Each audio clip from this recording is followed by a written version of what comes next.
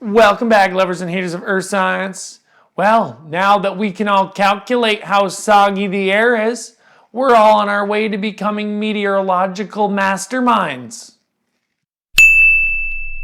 But before we all go and get jobs at the local weather outpost, we need to weather through a few more factors that affect weather. So, let's get into this video.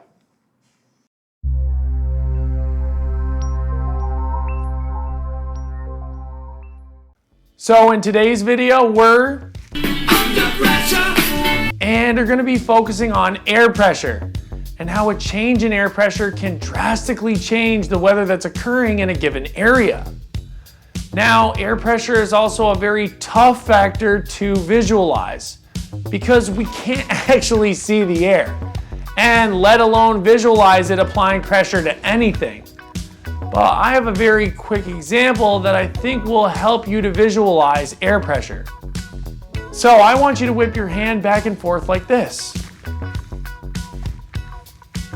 Well, I'm sure that most of us felt the air.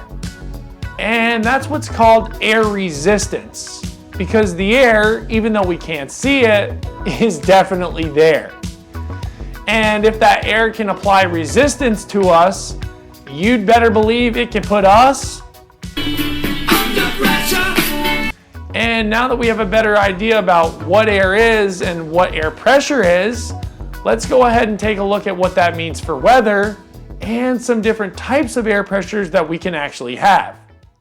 Now, air pressure, also known as atmospheric pressure or barometric pressure, is the measurement of the weight of the gases pushing on Earth's surface from the atmosphere. And there are two different types of pressures that we can have. We can either have high pressure, which means that there are a lot of gases pushing on a particular spot on Earth, or we can have low pressure, which means that there are less gases pushing on a certain position on Earth. Now, as we discussed in a previous episode, all of these weather factors are interconnected. So one affects the others, and air pressure is no different.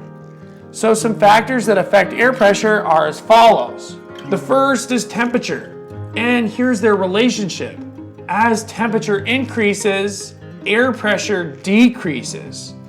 So what that means is that cold air is more dense and it sinks, and that equals a higher air pressure.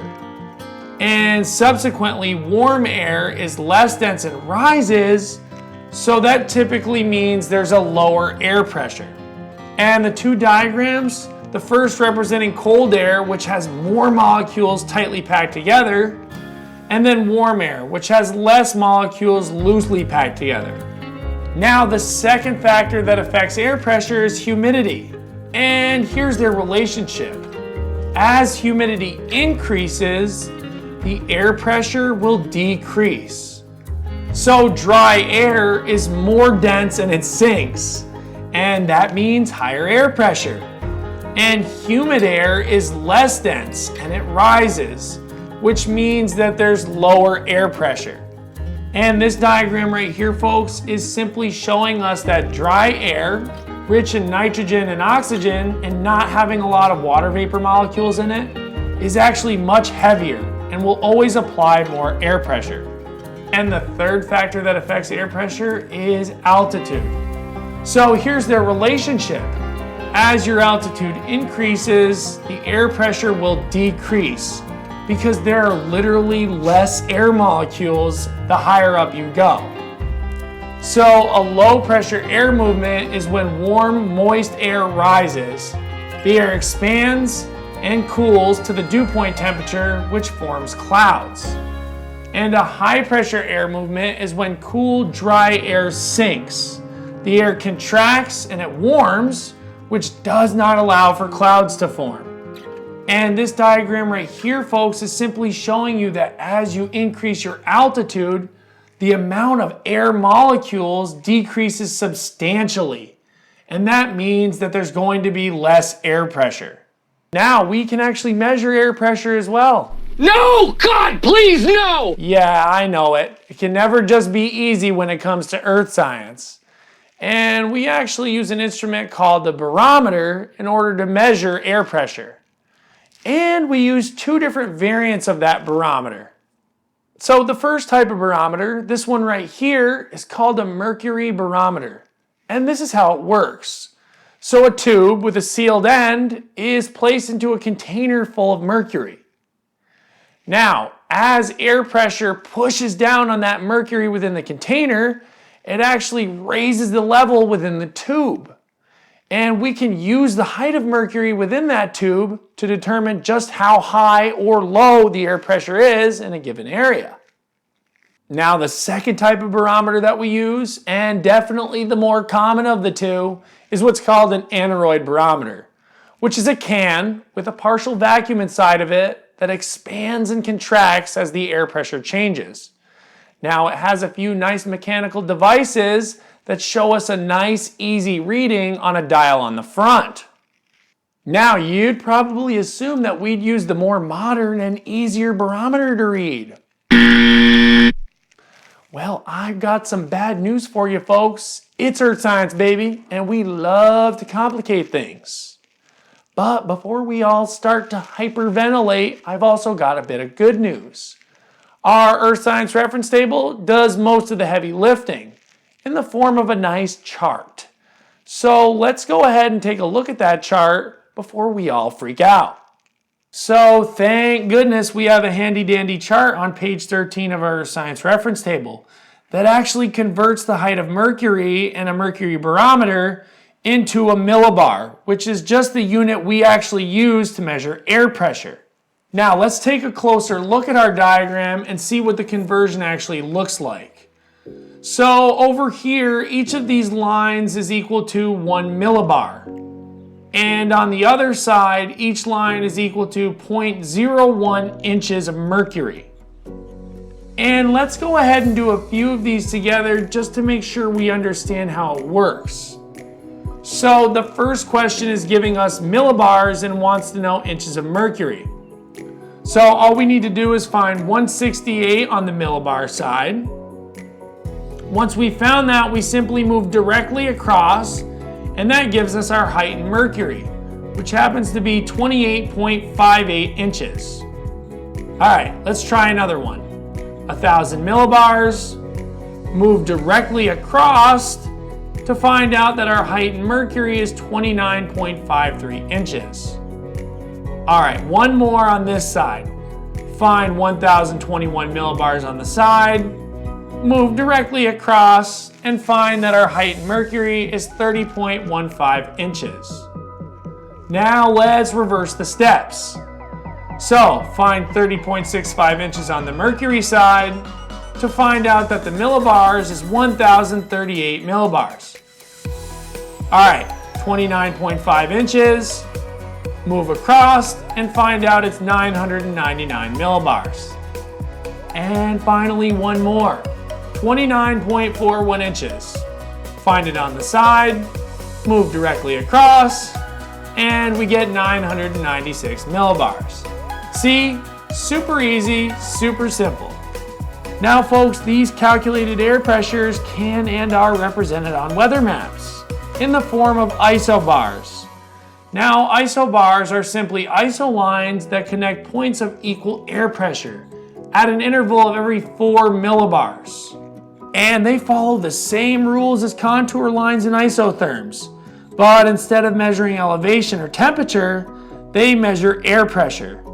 And it's great that we know all this information about air pressure, but what does that change in air pressure actually mean for the weather we're going to experience?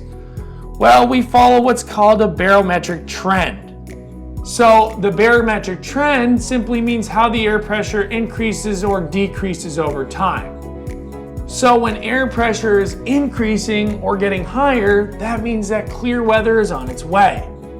And the diagram on the side represents an increase in barometric pressure. Now, when air pressure is decreasing or getting lower, that means that stormy weather is coming. And this diagram on the side is representing a decrease in barometric pressure. Less pressure applied to the container means that the height in the tube is going to go down. And now, it's time for the moment you've been waiting for. Time to do some practice problems on your own. So, as always, make sure to pause on each of the problems and solve.